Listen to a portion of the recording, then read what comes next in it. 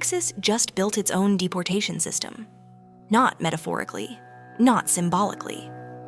An actual functioning state-level apparatus with its own crimes, its own magistrates, and its own removal orders, designed to do the one thing the United States Constitution says only the federal government can do.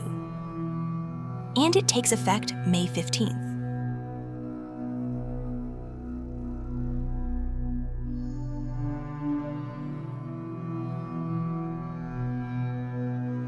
To understand why this is a big deal, you need to understand a principle that has governed American law for 150 years.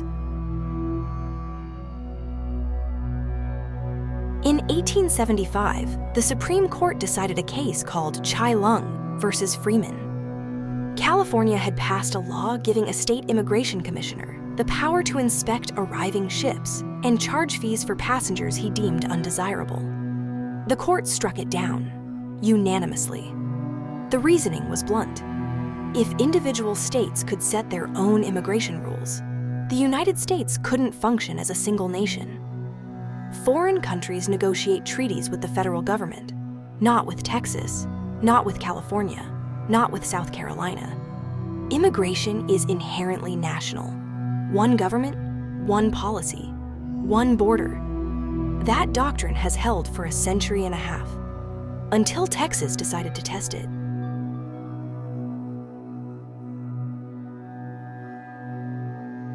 Texas didn't arrive at Senate Bill 4 overnight.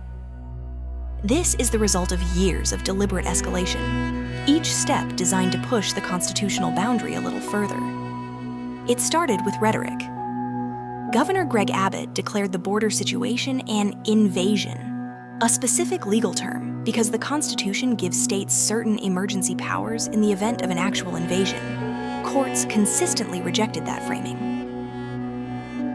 Then came Operation Lone Star, a multi-billion-dollar state military deployment to the border that resulted in thousands of arrests, the vast majority for misdemeanor trespassing, rather than immigration violations, because state police still couldn't enforce federal immigration law. Then came the buoys, the razor wire, the floating barriers in the Rio Grande, each one challenged in court, each one producing injunctions and appeals and more litigation. And then, in 2023, came Senate Bill 4. SB 4 did something none of the prior efforts had attempted so directly. It created a brand new state crime, illegal entry into Texas from a foreign nation. Not a federal crime, a Texas crime, prosecuted in Texas courts, with Texas magistrates empowered to order a convicted person's removal from the country. Removal, deportation, by a state judge.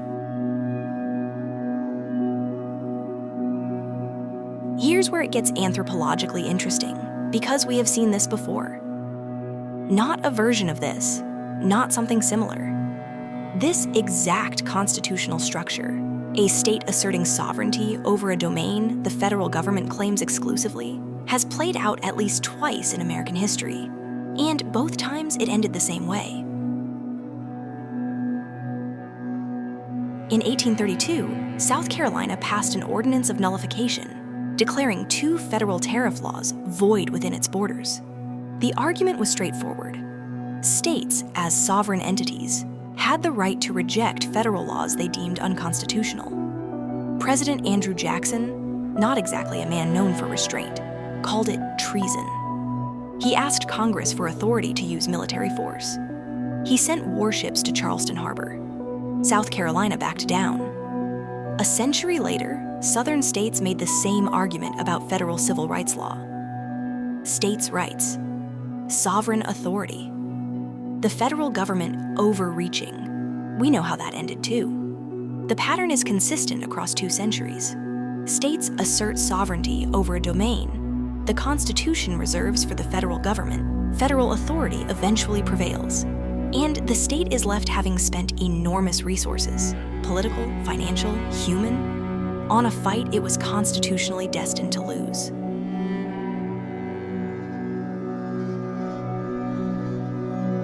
Texas has spent, at last count, over $4 billion on border security operations since 2021. $4 billion. on a legal theory that a first-year constitutional law student could outline on a napkin.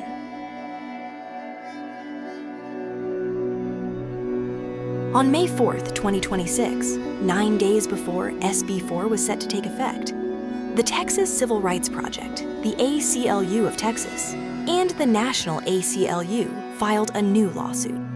They're targeting 4 specific provisions. 1, the creation of a crime for re-entering Texas without authorization, even if the person has since obtained legal status.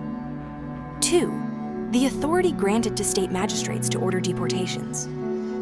3, the crime of failing to comply with a magistrate's removal order. 4, the requirement that magistrates continue prosecution even if a person has a pending federal asylum claim. That last one is particularly striking. Texas courts would be required to continue criminal proceedings against someone who is simultaneously asking the federal government for asylum protection. 2 parallel legal systems, operating on the same person, potentially reaching contradictory conclusions. The federal government says, "You may stay while we consider your claim." The state of Texas says, "You are a criminal and you must leave." One of those governments has constitutional authority over immigration. It is not Texas. Senate Bill 4 may or may not survive this new legal challenge. What is not possible, what has never been possible in 150 years of American constitutional law, is for a state to permanently operate its own immigration enforcement and removal system in defiance of federal authority. Texas knows this. Their lawyers know this. The legislators who passed SB 4 know this. Which raises the question that anthropology is actually pretty good at answering. If the goal isn't to win in court, and on the constitutional merits, it probably isn't, what is the ritual for?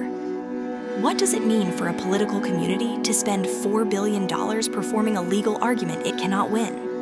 That's not a legal question. That's a question about power and identity, and what it means to be Texas in 2026. And that is a story for another episode.